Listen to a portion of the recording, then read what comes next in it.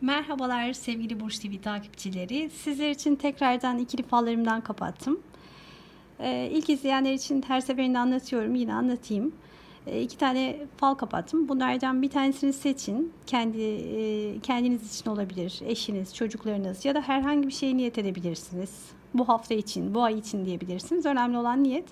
Bu tamamen sizin enerjinizle alakalı. Hani bir şeyi çok anarsınız ya da düşünürsünüz, karşınıza çıkar ya o kişi ya da o olay. Onun gibi bir şey. Belki de hani bir sürü videonun içerisinde bunlara denk gelmek ya da bunlardan da birini seçmek belki de kafanızdaki soru işaretleriyle ilgili alacağınız mesajlarla ilgili bir cevap olabilir. Böyle düşünebiliriz. Şimdi iki tane fincan kapattım. Bir tanesi puanlı, bir tanesi de çiçekli. Ben şimdi sırayla bakacağım bunlara. Siz de kendi niyetinize ya da herhangi bir şey için niyet ettiğiniz falınızı dinleyin. Bakalım neler çıkacak. İlk önce çiçekli olandan başlayalım. Diğerini kenarıya alalım. Bakalım çiçekliyi seçenler için bu fincanımızda neler çıkacak. Şöyle bir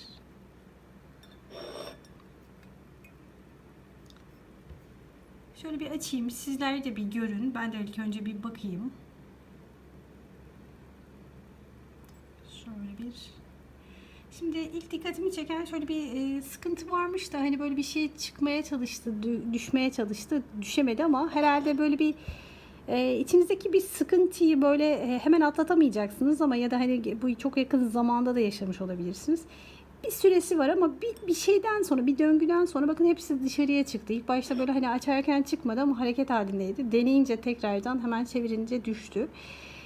Bir sıkıntı atlatmış olabilirsiniz ya da bir sıkıntınız varsa bir süre daha hani böyle içinizde yer eden bu sıkıntıyı içinizde barındırabilirsiniz ama sonrası çok ferah bir anda bakın açıldı, böyle ters çevirince hepsi çıktı, ferahladı. Yani içiniz umarım öyle olur. Hani sıkıntınız, bir derdiniz, bir içinize dert ettiğiniz bir sorununuz varsa bunların hepsi gidebilir.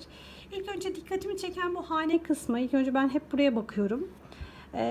Hane kısmında iki kişi var ama bir kişi diğer birine arkasını dönmüş sanki. Hayatınızda ya size birisi, çok yakınınızda, çok önem verdiğiniz biri ya da işte size ya da siz ona diyebiliriz ama bir küslük, bir kırgınlık oluşmuş arada. İki tarafta birbirinden uzaklaşamamış aslında. Hani böyle çok uzaklaşabileceğiniz bir insan değil. Bu hayatınızdaki insan olabilir, aile bireylerinden biri olabilir ama bir kırgınlık var. Bir arkaya dönme durumu var ama bir taraf işte o diğer küsen, kırılan tarafa doğru gidecek ve özür dileyecek. Hayatınızda dediğim gibi eğer sizin kırıldığınız biri varsa o kişi gelecek ve sizden özür dileyecek. Bir yakınlaşma söz konusu olabilir. Tekrardan bir barış söz konusu olabilir. Burada şöyle bir baykuş çıkmış sanki. Bakın böyle bir baykuş ve gözleri var şurada. Baykuş yurt dışında özellikle böyle çok şans getirir derler. Baykuşla ilgili böyle kolyeler, işte takılar, baykuşla ilgili turistik yerlerde çok şeyler vardır. Görmüşsünüzdür. Büyük şans demektir. Hatta burada iki baykuş var gibi, böyle baykuş yuvası gibi, böyle iki tane bakın. Çok büyük bir şans yakalayabilirsiniz hayatınıza dair, böyle ya da iki tane olabilir arka arkaya. Hani bazen böyle mutluluklarda, mutsuzluklarda arka arkaya sıralanır derler ya. Herhalde sizin için artık bundan sonrası mutluluk olabilir. İki tane arka arkaya baykuş çıkmış. Büyük bir şans yakalayabilirsiniz. Bu şans bazen işte güzel bir üniversite sınavını kazanmaktır birisi için. Birisi için güzel bir iş bulmaktır. Kimisi için bir şans doğru eşi bulmaktır. Hani bunu hayatınıza göre yorumlayabilirsiniz ama bir değil iki tane arka arkaya böyle çok yakın yakına gelecek şansınız var, kısmetiniz var. Şanslı bir dönem bence sizi bekliyor. Zaten bir sıkıntınız, bir derdiniz varsa bir süresi varmış belki ama hani bazen bir şeylerin oluşması gerekir, bir zaman geçmesi gerekir ya da gibi bir şeyden sonra sıkıntılarınızın hepsi de gitti. Hani ferahladı içiniz. Böyle bir bu falda böyle bir aydınlanma oluştu sonrasında. Şöyle iri yarı güçlü bir insan ama elinde de böyle bir değneği var gibi. Hani bazen böyle birisi gelir sihirli bir değneğiyle hayatınıza dokunur ya. Hani o gibi bir şey çıkmış. Bakın böyle ayakta duran güçlü iri yarı bir insan ve elinde bir değnek var. Hayatınıza biri gelecek, biri girecek ve ya ben bu falı böyle çok nedense pozitif algıladım. Güzel çıktı. Hani böyle her zaman zaten olumlu genelde konuşmaya bakmaya çalışırım. Hani çünkü inanın kurduğunuz cümleler, inançlarınız beyninizde, hani o yüzden de bilinçaltı telkinler vardır ya, sürekli olumlu şeyler konuşup düşünmek olumluyu çağırmaktır ve bilinçaltını kodlamaktır. O yüzden çok olumsuz şeyler siz de söylemeyin. Olumsuz şeyler söyleyenleri dinlemeyin de. Evet, hayatta her zaman mükemmel olmuyor her şey ama çok çok olumsuz gibi düşünmemek lazım. Ama bu fal için ekstra bir şey var. Güzel bir görüyorum yani açıkçası. Burada ayakta duran bir insan var ve elinde bir değnek var. Sihirli bir değneğiyle bir insan hayatınıza dokunabilir. Bu kişi işte eğer ki yalnız biriyseniz hayatınıza girecek yeni bir kişiyi temsil ediyor olabilir. Ama hani belki de bu birisi size iş konusunda, okul konusunda, herhangi bir konuda sağlığınızla ilgili bir sorunuz vardır ama bu kişi böyle sihirli bir değneğiyle sanki hayatınıza dokunacak. Çok böyle güzel bir gelişme olacak.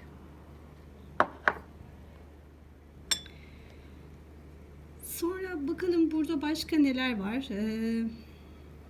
Şurada böyle biri var. Arkasında da bir yük taşıyor. Yani hayatınızda yeni bir yola girebilirsiniz ama yüklerinizle birlikte, sorumluluklarınızla birlikte.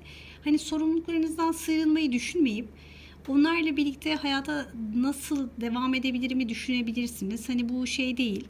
Bazen insanlar kaçar, ilişkilerden kaçar, sorumluluklardan kaçar, bulunduğu ortamdan kaçar. Ama böyle bir şey değil.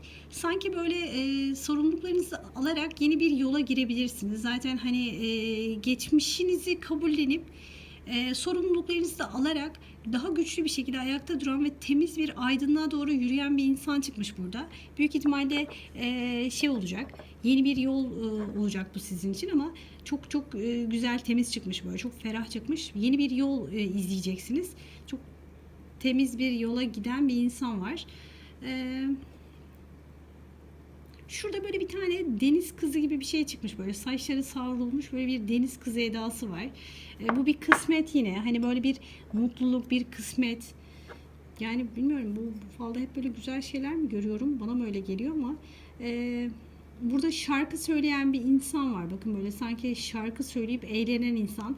Hani böyle hayatınızda her ne yaşadığınızı bilmiyorum ama geçmişinizde bu falla ilgili böyle en çok şey söyleyebilirim. Hani müzik çalıp söyleyen, eğlenen bir insan çıkmış. İşte deniz kızı çıkmış, baykuş çıkmış. Hani bu bir falda bu kadar çok şeyin çıkması büyük bir şans, kısmet, mutluluk. Hani bundan sonrası için büyük bir keyif. İnşallah öyle olsun. İnanın böyle düşünelim. Bunu niyet edenler ve dinleyenler için gerçekten dilerim öyle olsun. Çünkü büyük bir sıkıntı atlatılmış, geçmişte büyük bir karanlık, büyük bir böyle şey de atlatılmış. Hani bir sıkıntı, bir dert belli ama bundan sonrası için başka bir döngü başlıyormuş gibi çıkmış. Bir de burada bir insan var, böyle eğilmiş, böyle bu şarkı söyleyen, eğlenen insanın altında böyle hani kucak açmış ya da böyle ona destek çıkıyor gibi. Yani siz artık bundan sonra hayatınızda böyle şarkılar söyleyip keyif içerisinde yaşamak için uğraşırken demeyelim de hani yaşarken birisi hayatınızda hep size destek olacak. Biri hayatınızda hep var olacak. Bakın, sizin bu şekilde rahat ve huzurlu yaşamanız için bir el sürekli sizin üzerinizde ve size destek olacak. Onun da varlığıyla birlikte bence çok keyifli bir yol. Hani böyle inşallah öyle olsun. Hani böyle şarkılar söyleyebileceğiniz, ayrıca huzura kavuşabileceğiniz, yani mutlu bir hayat sizi beklesin inşallah. Çok çok temiz çıkmış bu falı, hani bu şekilde yorumlayalım ama böyle de inanalım, böyle de isteyelim. İnanın, hani ben de sizin için diliyorum. Bu arada her yerde de kahve yapıyorum. Bunu ben hep yapıyorum. Şimdi ben bir de tabağımıza bakalım istiyorum. Bakalım tabağımızda da aynı şekilde güzel mi çıkacak? Bazen hani gerçekten fallar temiz, güzel çıkıyor ama bunu ekstra ekstra gördüm. Yani gerçekten çok içten diliyorum. Güzel şeyler olsun hayatınıza dair. Yorumlarınızı da bekliyorum. Hangi fincanı seçtiğiniz, gerçekten size uyup uymadığı. Şöyle bir bakalım.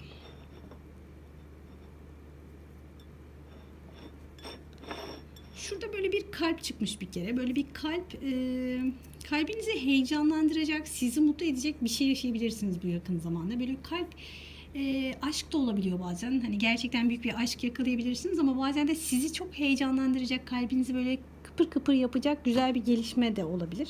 Çok güzel bir gelişme olacak bence. Ee, Şöyle oturmuş böyle hani böyle biraz gıdığı olan böyle biraz tombul biraz böyle kafasını hani geriye çekip duran bir insan var sanki ama böyle hani eli açmış dua ediyor. Sizin için etrafınızda dua eden, sizin iyiliğiniz ya da sizin istediğiniz bir şey için dilek dileyen, dua eden bir insan çıkmış. Bu kişiyle ilgili bir haber alacaksınız. Büyük ihtimalle ya güzel bir şey olacak. O hani sizin için dilediği bir şey olacak. Belki de onun haberini ona verin. Yani genel anlamıyla bir de şurada böyle bir soru işareti gibi bir şey çıkmış. Kafanızda soru işareti var. Sürekli bir şeyle ilgili acaba yaşıyorsunuz. Acaba hani gelecek mi gelmeyecek mi? Acaba olacak mı olmayacak mı? Acaba hani böyle bir şey var kafanızda soru işareti yapan. O konuyla ilgili bir haber alacaksınız. Hani soru işareti çıkınca kafanızdaki soru işareti var ama bununla ilgili de bir cevap gelecek derler. Hani böyle en çok merak ettiğiniz. Bazen insanlar çok merak etmez geleceği, şükreder ve dua eder bir şeylerin değişmesi için ama bazen gerçekten kafamızda soru işaretleri vardır.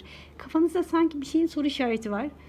Hani iş başvurusunda bulunursunuz. Olacak mı olmayacak mı? İşte bir kişi geri dönecek mi dönmeyecek mi gibi hep kafanızı meşgul eden bir soru işareti çıkmış. Bununla ilgili güzel bir cevap alacaksınız bence. Güzel bir sevindirici bir haber alacaksınız. Umarım her şey gönlünüze göre olur. Bu falımız da böyle çıktı. Her şey gönlünüzce olsun diliyorum. Her şey düşündüğünüzden de güzel olsun. Bakalım ikinci falımızda neler çıkmış. Puanlıyı seçen, ikinciyi seçenler için falımıza bakalım. Yorumlara da yazabilirsiniz. Hangini seçtiğiniz, hangi falı seçtiğinizi, gerçekten uyup uymadığınız size. Yorumlarınıza yazabilirsiniz. Yorumlarımıza. Burada da bayağı bir karmaşa bir şey çıktı. Bakalım. Şöyle bir çevireyim. Sizler de bir görün. Burada böyle bir boğa gibi bir şey var ama ters düşüyor gibi, yani ters dönmüş. Kendinizi en güçlü hissettiğiniz anınızda, yani bu bazen ilişkide kendinizi çok mutlu, çok güvende hissettiğiniz anda tepe takla dönmüş, bir şeyler terse gitmiş. Bir iş, her şey umduğunuz gibi giderken, hatta umduğunuzdan güzel gittiğini düşünürken, kendinizi çok güçlü hissederken bir anda ters dönmüş bir durum var.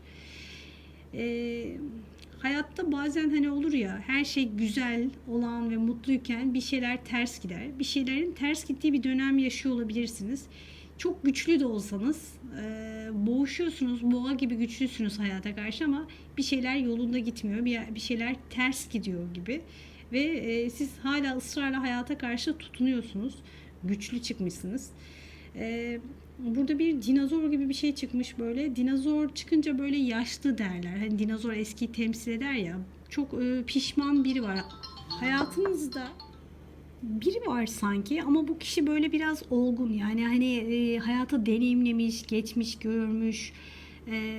Hani dinozor derken hani böyle hayatı deneyimlemiş bir insan. Ama size karşı mahcup, size karşı böyle bir üzgün. Bu ailenizden birileri olabilir. Size karşı hani bazen anneler babalar da bilinçsizce hani böyle deneyimlemeden ilk çocuksunuzdur ya da hani bazen insanlar geç olgunlaşır. 20'li yaşlarda anne baba olunca çocuklara karşı nasıl davranmak gerektiğini, onları nasıl yönlendirmek gerektiğini bilemezler ve sonradan keşke böyle yapmasaydım. Keşkeler hani böyle oluşur ya insanlarda yaşlandıkça. Ailenizden birileri olabilir. Bu bazen eşiniz olabilir. İlk evlendiğiniz zamanlarda işte hatalar yapmıştır, o da küçüktür, bilememiştir. Hayat insanları bu aradan geçen 15-20 yıl ya da işte bir süre olgunlaştırır ve değiştirir insanları. Değiştikten sonra da der ki ah keşke şimdiki aklım olsa ilk zamanlarda işte bunları yapmazdım ya da işte böyle olsun istemezdim gibi. Hani bu hayatı deneyimlemiş insan size karşı çok mahcup, size karşı çok böyle şey çıkmış, üzgün çıkmış, pişmanlıklar yaşayan bir insan var etrafınızda. Dediğim gibi bu aileden biri olabilir, bazen kardeş olabilir ama hani size karşı yaptıkları için pişman olan bir insan var ve bununla yüzleşebilirsiniz. Gelip size bu pişmanlığını anlatabilir de. Bakalım başka neler çıkmış.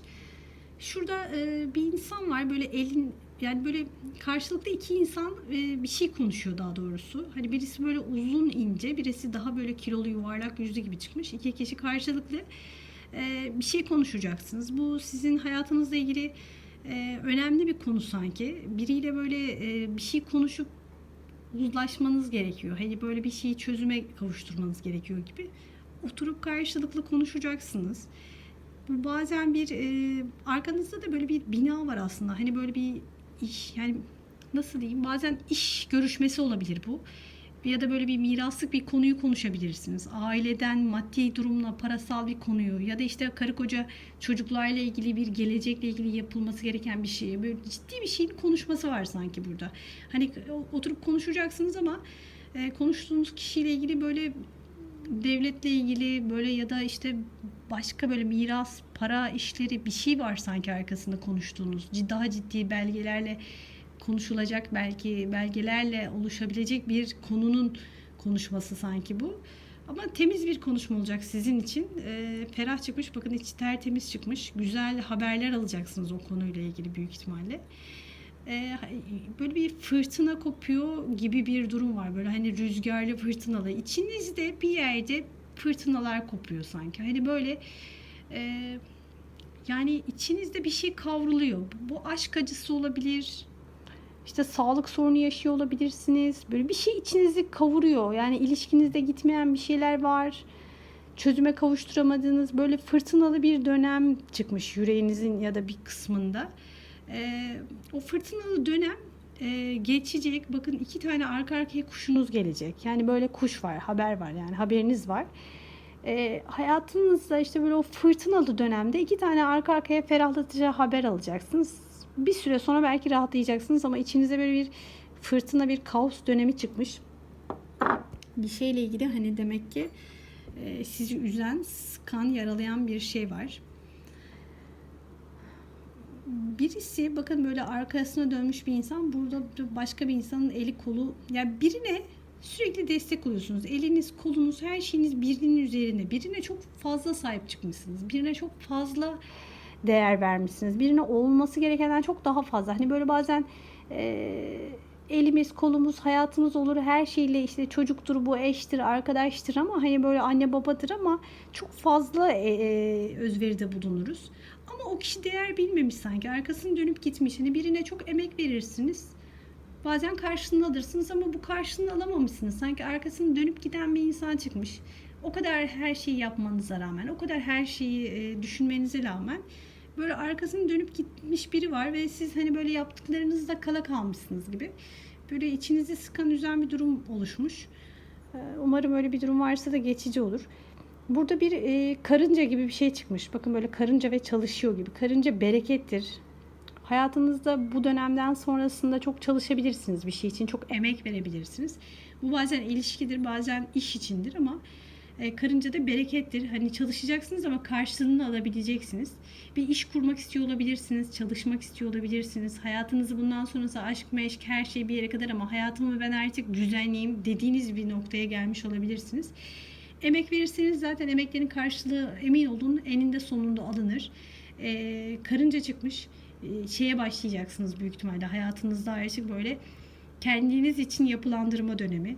Karınca şeydir ya, bütün yaz çalışır, kışlık sonraki hayatı için, hani sonraki zamanlar için birikim yapar ve sonra rahat eder.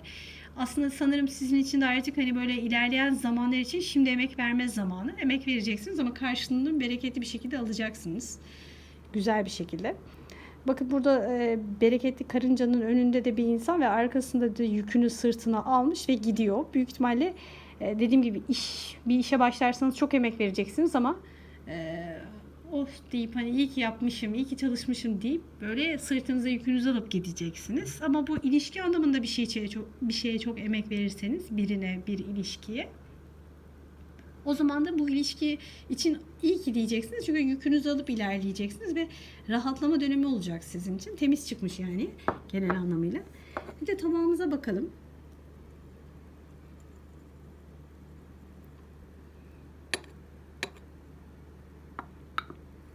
Bakın bakın böyle oturmuş, hatta ayakta diyeyim, yani böyle bir şey için böyle düşünen, başını eğmiş bir insan var. Bir şeyi çok fazla düşünüyorsunuz ama hatta bir şeyden öte başka birini düşünüyor olabilirsiniz. Uzakta ve karşınızda, yani sizden uzakta olan bir insanı çok düşünüyor olabilirsiniz. Onun iyiliği, geri dönmesi, mutluluğu, sağlığı, herhangi bir şey olabilir ama o kişiyle ilgili temiz bir haber alacaksınız. Bir süre daha ayrı kalabilirsiniz. Çok yakınlaşamamışsınız ama iki kişinin yolu birleşiyor. Yani eninde sonunda yine bir birleşilecek ama bir uzaklık var. Bir insanla aranızda bir mesafe çıkmış. Ama iki kişinin de böyle hayat döngüsü sanki bir yerde yine kesişecek, birleşecek. Şu anda kendinizi yalnız ve biraz durgun hissediyor olabilirsiniz ama hayatınız ferahlayacak. Böyle hani burada hiçbir kaos çıkmamış, bir sıkıntı çıkmamış. Sadece düşünen ve yalnız, ruhen kendini yalnız hissetmiş bir insan çıkmış. Büyük ihtimalle hani şu an etrafınızda bazen çok insanlar olur ama siz kendinizi ruhen yalnız hissedersiniz. İşte yalnızlık, asıl yalnızlık odur bence. Gerçek bedenen yalnızlık değildir. Bir sürü kalabalığın içerisinde bile insanın kendini yalnız hissetmesi işte gerçek yalnızlıktır. Öyle bir yalnızlık çekiyormuş gibi çıkmışsınız. Ama biri var ki o hayatınıza girecek. Biraz zaman var. Biraz döngü değişecek. Belki zaman alacak ama iki kişinin yolu birleşecek bir yerde. Umarım istediğiniz her şey gerçek olur. Umarım hiç kimse kendini öyle yalnız hissetmez. Sevdiklerinizle mutlu, huzurlu bir şekilde yaşarsınız. Bu falımız da böyle çıkmış. Her şey gönlünüzce olsun diliyorum. Sevgiyle kalın, hoşça kalın.